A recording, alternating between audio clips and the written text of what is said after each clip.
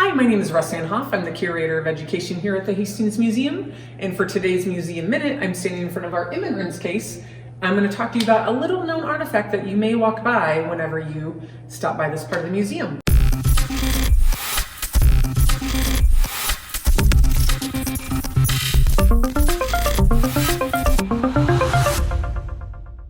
So here in the corner, we have this unassuming piece of wood. Here, I'm going to pick it up for you. I have the fancy green gloves, so I get to do that. And this is named for the Shillelagh forest. I'm going to kind of turn it here. And it is a walking stick used by Irishmen that doubled as a weapon. And it was held towards the middle right here, so kind of like this.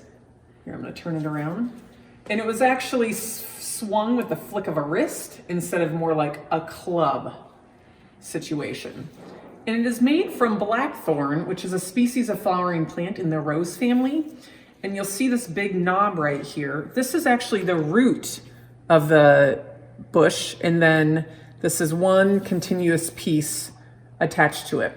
So one whole piece together. And the knob was made, there would sometimes be a metal piece up here called a ferrule that they would add for walking stick purposes.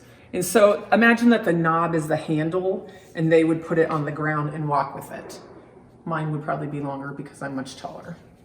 Bark was left on for added toughness, but you know, one of the concerns is the wood splitting. So to keep the wood from splitting, they would do a drying process. Either they would bury it in manure or smear it with butter and place it in a chimney to cure.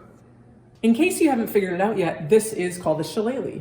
When boys came of age, carrying a walking stick was viewed as a passage into manhood. They practiced with it constantly. They were taught by their father and learned finer points from a fencing master. They carried it everywhere with them, but it was especially useful during fairs, wakes, or saints' feast day. Groups would break out into fights, especially against other families and political groups. Sometimes fights would consist of hundreds of men. Women also joined in, but instead of using a stick, they used a stocking full of stones, which I would think would be equally dangerous. Fighting became less common after the potato famine of the 1840s, however. Some fights were just for fun and some were as sporting events.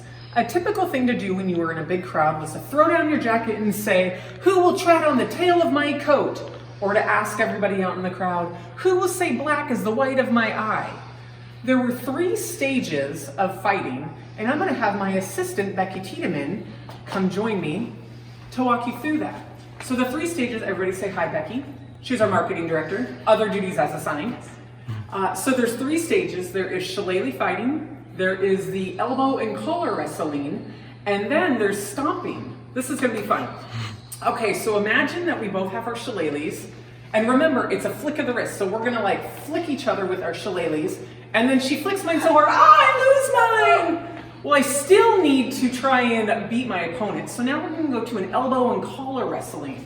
So we grab each other's like collar neck area and then elbows. And but I'm taller than her, so I beat her to the ground. Get on the ground. And then I start stomping on her. Stomp, stomp, stomp. But here's an added bonus. The Irishmen back then would wear hobnailed boots, which means they had nails or spikes like on the bottom of their shoes. So not only am I stomping on her, but I'm stomping on her with like nails and spikes until, you know, she gives up or, I don't know, dies of a until the fun is over. Until the fun is over, yeah, exactly. Yeah. Thank you very much. I appreciate it. You're a good little assistant. So I want to thank you for joining us for this Museum Minute. We have lots of other educational content and digital resources on our website, www.hastingsmuseum.org. Thank you.